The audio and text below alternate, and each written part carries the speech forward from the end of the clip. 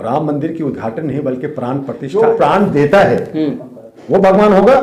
ये जिसमें प्राण डाला जा रहा है वो भगवान होगा। ये प्राण देने वाले, प्राण प्रतिष्ठा करने वाले, प्राण निकाल लेने वाले ब्राह्मण, उनको भगवान ना कह करके हम मूर्ति को भगवान कहें। ये जो सनातन मनुवादी लोग पसीने से भगवान पैदा कर देते हैं, कभी सन को खा जाते हैं, पूरे विश्व को पता ही नहीं चलती है। और बहुसंख्यक कहते हैं हाय मुझे सत्ता नहीं मिला, हाय मुझे अधिकार नहीं मिला। अरे मिलेगा कैसे? मनुवाद जिसको आप करो ब्राह्मणवाद, उसके चंगुल में फंसे हुए हो कि ये सब सियासत का खेल है। क्या कर लेंगे? क्या कर लेंगे? संघर्ष तो कर लिया ना। संघर्ष 151 जो है सांसद को बाहर निष्कासित कर दिया संसद से। जब लोकतंत्र खत्म हो गया, जब संविधान खत्म हो गया, जब संविधान का जो 32 केजी का जो ओरिजिनल संविधान था वही नहीं मिल रहा, ईवीएम में 19 लाख ईवीएम गायब है, उसमें तो सवाल नहीं उठ रहा। खत्म, न्यायपालिका दिख चुकी, खत्म। और मैं कहा 3M मनी माफिया जो हमारे विधायिका है और मीडिया।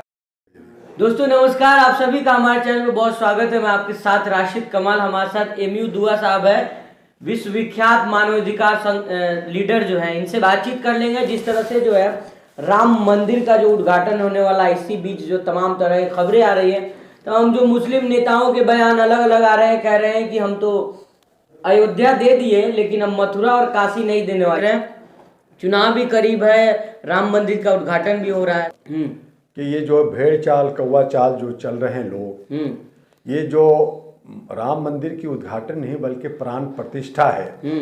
एक मूर्ति के अंदर जो है प्राण डाला जाएगा और कौन डालेगा? ब्राह्मण लोग डालेंगे। तो मैं ये पूछना चाहता हूँ इंटेलेक्चुअल बुद्धिजीवियों से कि जो प्राण देता है वो भगवान होगा या जिसमें प्राण डाला जा रहा है वो भगवान होगा? तो मेरे हिसाब से जो प्राण दे रहा है, जो ब्राह्मण है, वो भगवान होता है, वो भगवान उनको मानना चाहिए।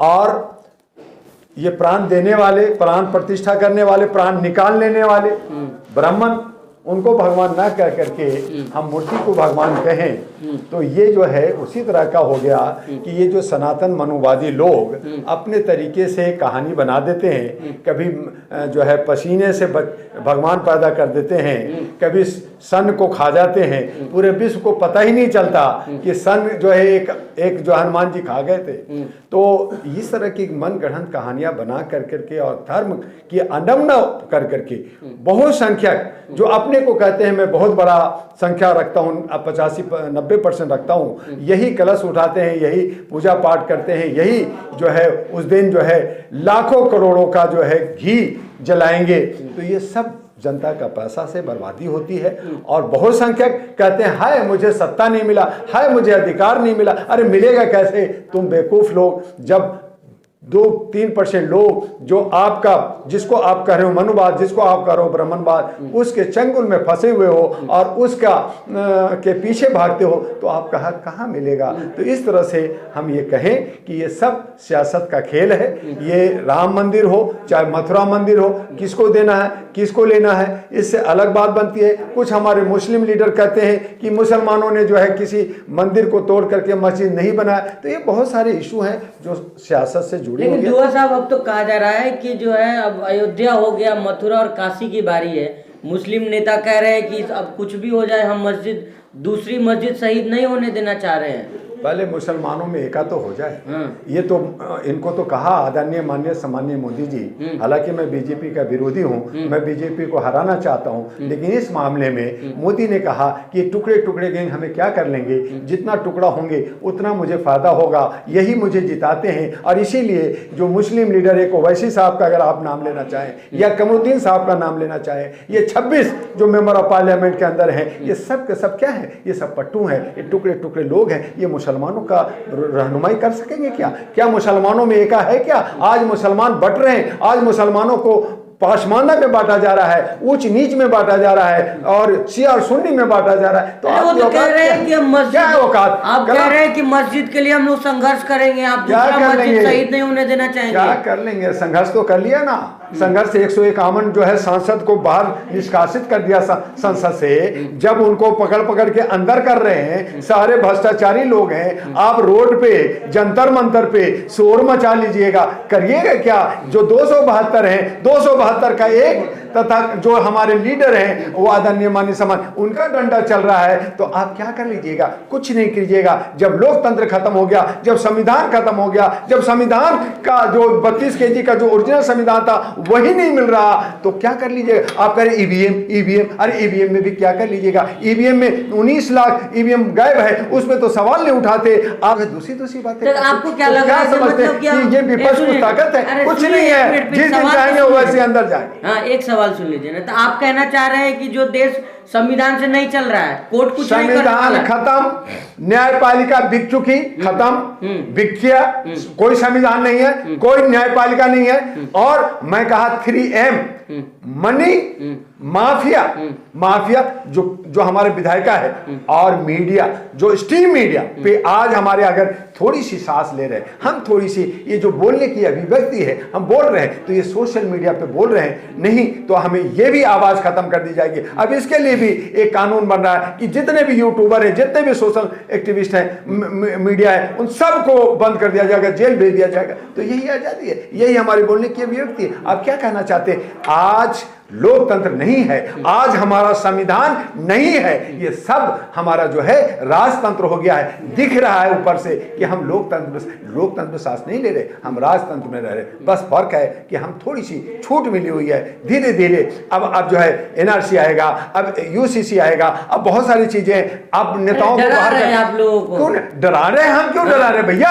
आप जाके पूछिए ना, ये राहुल गांधी, ये इंडिया गठबंधन कहां गया? आ गए जंतर मंतर पे, और हमने कहा था कि तुम्हें जंतर मंतर आना होगा, तुम्हें सड़कों पे आना होगा, तुम्हें बात करना होगा। भी बन रहे थे, लगा दिया ना। अच्छा किया, तुमने ही शुरू किया था, राजीव गांधी के वक्त में शुरू हुआ था, इंदिरा गांधी के वक्त में शुरू हुआ था। ये गलती कर रहे हैं तो क्या गलती कर रहे हैं? आपने गलती किया, लेकिन जनता की समस्या कौन सुनेगा? देश की समस्या कौन सुनेगा? एक ही थाली के चट्टे बट्टे, कभी इनको कभी उनको, कभी इनको पकड़ो कभी उनको करो, ये एक दूसरे को लड़ते रहते, कुर्सी का गेम खेलते। क्या लग रहा है आपको कि मान रहे हैं कि अब मथुरा की बारी आ गई है क्या?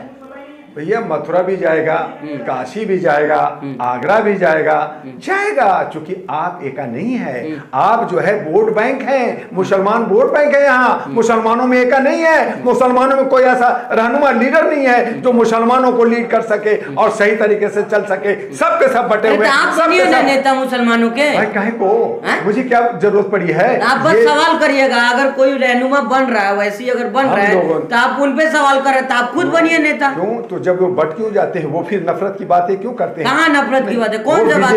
देखिए मैंने यही कहा कि मुसलमान अगर 17% आज हैं, अगर वो एक बन जाए, एक रहनुमाई कर करके एक जगह, कोई उसमें बंटवारा नहीं हो, तो ये बहुत बड़ी ताकत बन सकती है। कहाँ मुसलमान इसी का साथ दे रहे हैं? आज बहुत सारे धर्म बीजेपी में है, सब बहुत सारे जयचंद, बहुत सारे चमचा बीजेपी का कर रहे हैं मुसलमान। तो बीजेपी में कुछ 2% मुसलमान अगर आप बढ़ जाओगे, अगर यादव अगर सब जगह अगर जा सकता है, तो मुसलमान तमाम पार्टियों में क्यों नहीं जा सकता है? इसीलिए आप जा सकते हैं, किसी ने नहीं रोका, ये किसी ने नहीं रोका। चंद कर मुसलमानों को, लेकिन आपको सत्ता नहीं मिलेगी। अगर आप बटे रहेंगे तो सत्ता हासिल नहीं होगा।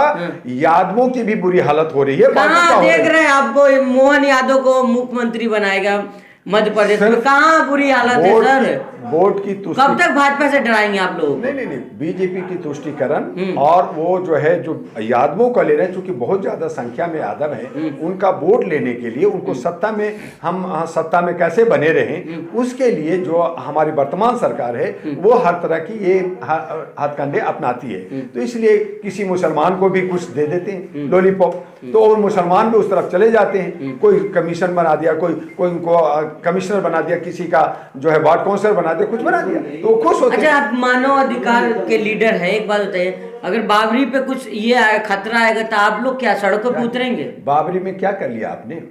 आपने जीत लिया, जीत तो वो ले लिया, अब तो वहां पे जो है मथुरा पे क्या करेंगे आप लोग? भैया यही सारे पूरे भारत में होगा। और अब मुसलमान जो जाग नहीं रहे, 4 बीवी को लेकर करके और बिरयानी खाने में लगे रहते हैं, ये जो हैदराबाद के जो सारे जो अपने को नवाब समझते हैं, 1000 एकड़ जमीन, 700 एकड़ जमीन, ये सारा वक्फ बोर्ड की जमीन अब छीनी जा रही है ना, करोड़ों अरबों की प्रॉपर्टी अब मोदी जी छीन लेंगे। अब तुम तिलमिलाओगे, हाय मेरी प्रॉपर्टी कहां गई, मेरा हक कहां गया, मेरा हुकूक कहां गया, मेरी जो है मुस्लिम पर्सनल लॉ कहां गया। अब तुम्हें चीखने से होगा? जब तुम्हें लड़ना था, जब तुम्हें काम करना था, जब तुम्हें लीडर बनना था, तुमने नहीं बना, और अब जब छिन रहा है तो तुम कोर्ट के कचहरी का चक्कर लगा रहे हो। मैं यही समझाया था, हैदराबाद में समझाया था, अरे नवाबो तुम अपनी 4 बीवी और बिरयानी छोड़ो और सत्ता में आओ, लड़ो, नहीं तो वो चमचागिरी करेंगे। उसी को मैंने कहा जयचंद। तो मुसलमानों के अंदर जो जयचंद है, जो हम और बाकी कम्युनिटी के अंदर जो जयचंद है, उसकी वजह से ये पूरा जमहूरियत, पूरा लोकतंत्र खत्म हो गया है और संविधान खत्म हो गया। संविधान बचाओ, अरे किसको बचाओगे? जब संविधान ही नहीं है तो बचाओगे क्या?